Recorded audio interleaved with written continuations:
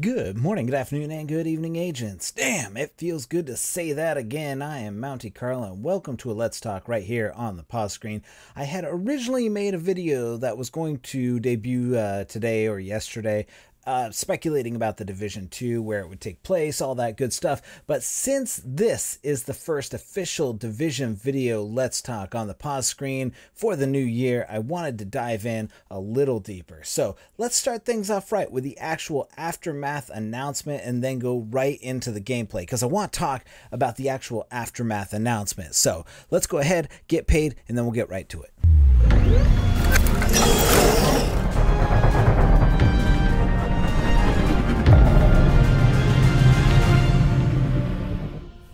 All right, so let's go ahead and dig into the aftermath trailer. We are heading to Washington, D.C. That has been confirmed.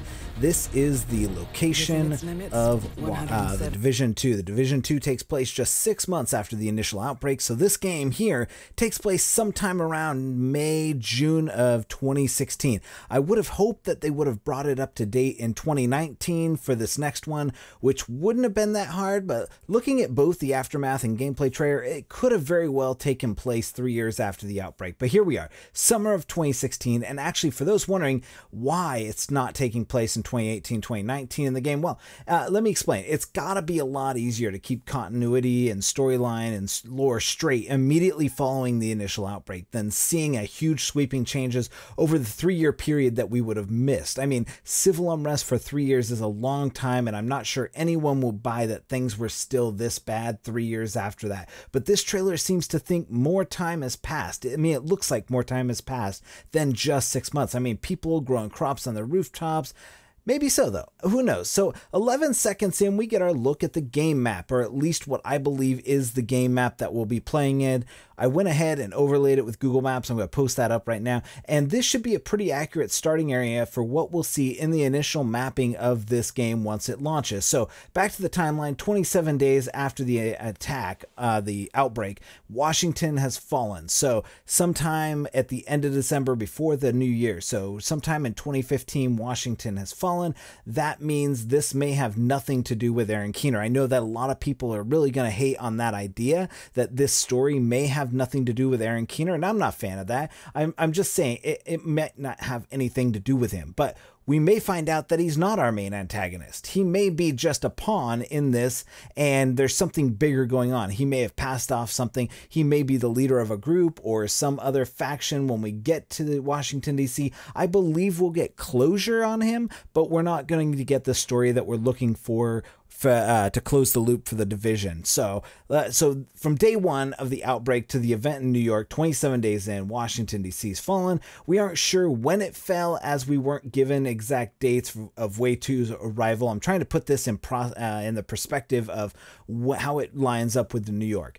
But let's assume my original Dark Winter theory is correct, and we've deployed into New York March of 2016. And so this is why I don't know if Aaron Keener's going to be part of this story, or at least a main part of this story, is because Washington, D.C. has fallen 27 days after. He was part of the Division Wave 1, and unless he was already on the bad guy side, then we've already know that he wasn't when he was deployed into New York. He wasn't a bad guy. He was coming in, and pretty much he changed his mind once he got there. So we're going to go with that theory. So if it's correct and we deployed in New York somewhere around March of 2016, that would put the Division agents 4 months in, and at least Wave 2, and this would be the end of May, since the outbreak happened on Black Friday. 6 months from Black Friday would have been around the end of May. Beginning of summer, great time of the year for fighting hordes of enemies we'll encounter in that area. It'll be nice, summery. We'll have lots of summer clothes and stuff like that. So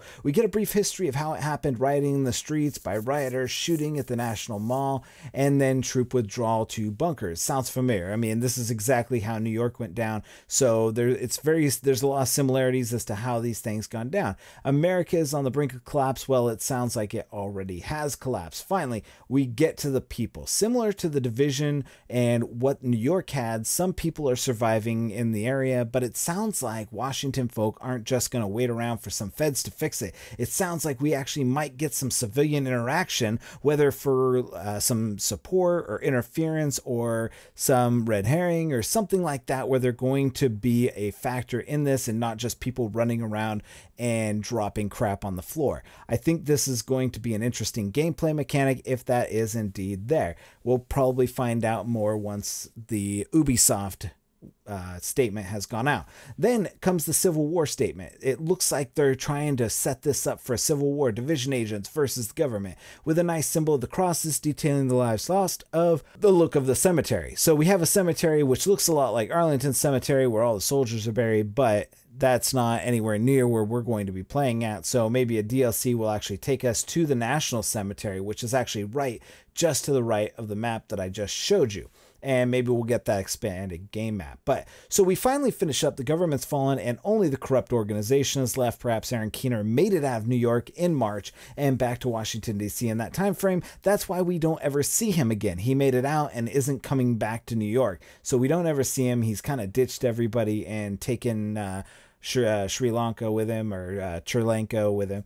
So finally, we close with the division being the last hope. And how do we save a nation when its enemies come from within? So it sounds like we're going to get a story that's built on government agencies telling us what to do. And then at the end of the game, we find out that we shouldn't have been doing it all along, that this was something that we were dealing with rogue agents or something like that. Well, we will find out soon enough. We got the Ubisoft press conference here pretty soon.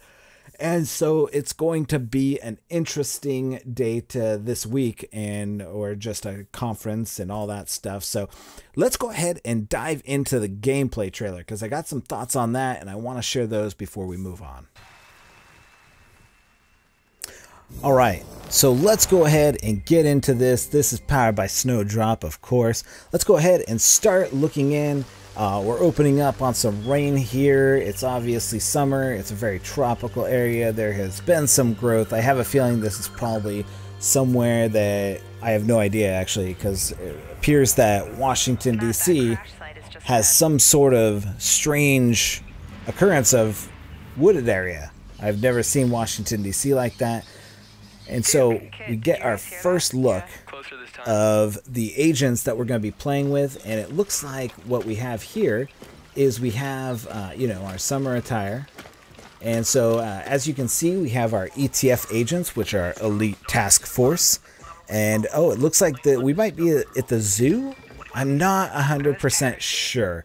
It's hard. It looks like I'm trying to see. It looks like it's a building of some sort. Obviously there is some sort of overgrowth going on here, which I don't know if this would happen in 6 months. That's a lot of growth for 6 months. So I'm not 100% sure what's going on, but we'll just go. Obviously, as you can see here, they still got their Christmas lights up. Christmas decorations still going here. So, oh, there's a deer, and that's something I think that's just for, this might be the intro for the game, so you'll be playing the intro. And so this might actually be the state building or the Capitol building. I'm not 100% sure. Hey, let me just talk to this guy. Glad to see you. We got a boy here who's gonna die without his meds. Those True Sons assholes. So I think, so here we hear the first faction group, True Sons. And so our guy's going to meet us at the Cinco. We got kids playing, obviously kids in the division. And so we're jumping over the fence here, and we're going to go ahead and start moving. As you can see, things have not gone good. There's a morgue sign. There's Capitol Hill right there, obviously a mission. So there's your mission right there. There's one of the missions. So, all right, so here we're going to see the, okay, so yeah, so my map is actually pretty accurate as to where we're going to be playing. And so we're going to go ahead and dive in. There's some underground stuff. So there's Kit down there. Kit, we got to get you leveled up. I know, please help. I've been busy. Kit's obviously been busy doing absolutely nothing but writing scripts for this gameplay. Hey, you guys should really check this out. Almost there. So that's the control point. If anything, so I'm control points. So I have a feeling that there's going to be, instead of a dark zone, we're going to have control points in this. So we're going to see in just a moment how this kind of breaks down. I don't know how things are going to move forward and progress. Obviously, we have very similar weapons as in the Division 1. And we have very similar enemies. I mean, they almost look identical for the most part. It's kind of disappointing to see the same theme going on. I mean, pretty much all the enemies are dressed alike and such like that. But I don't really mind that. That's not gonna be. So obviously we're here at Air Force One. I do like there's some more particle effects going on. So we have a tank here. And so, yeah, so this is, you know, I enjoy this gameplay. It is a little interesting to see what's going on here. And you're going to see some new tactical enemy tactics. As you can see, the secret mine going through the water is pretty cool.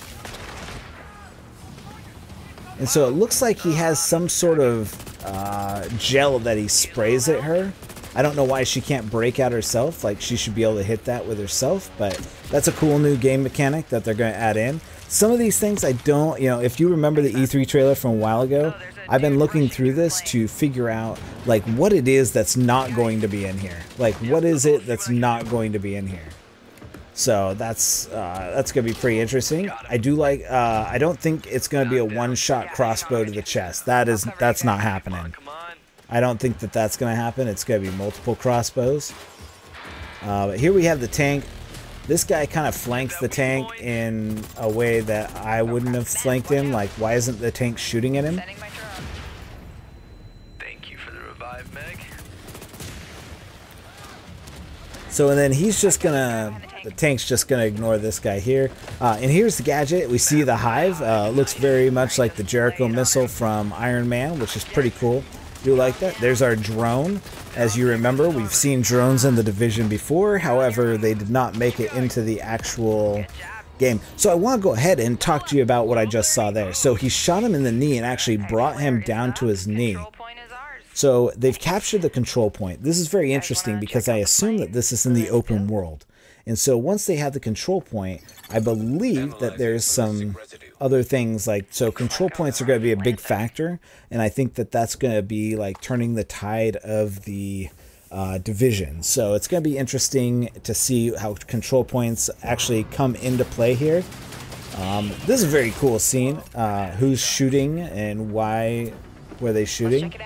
And then you don't see anybody outside. And it's actually pretty impossible to shoot if somebody was actually doing that. That's what's weird. It's that unless it was a jet or a helicopter or something, it's gonna be hard to do that. So now we're gonna go ahead and close in on it. We're descending upon a scene, and that's it. Division 2 gameplay over, March 15th, 2019. So there you have it. That's going to be our gameplay for this time.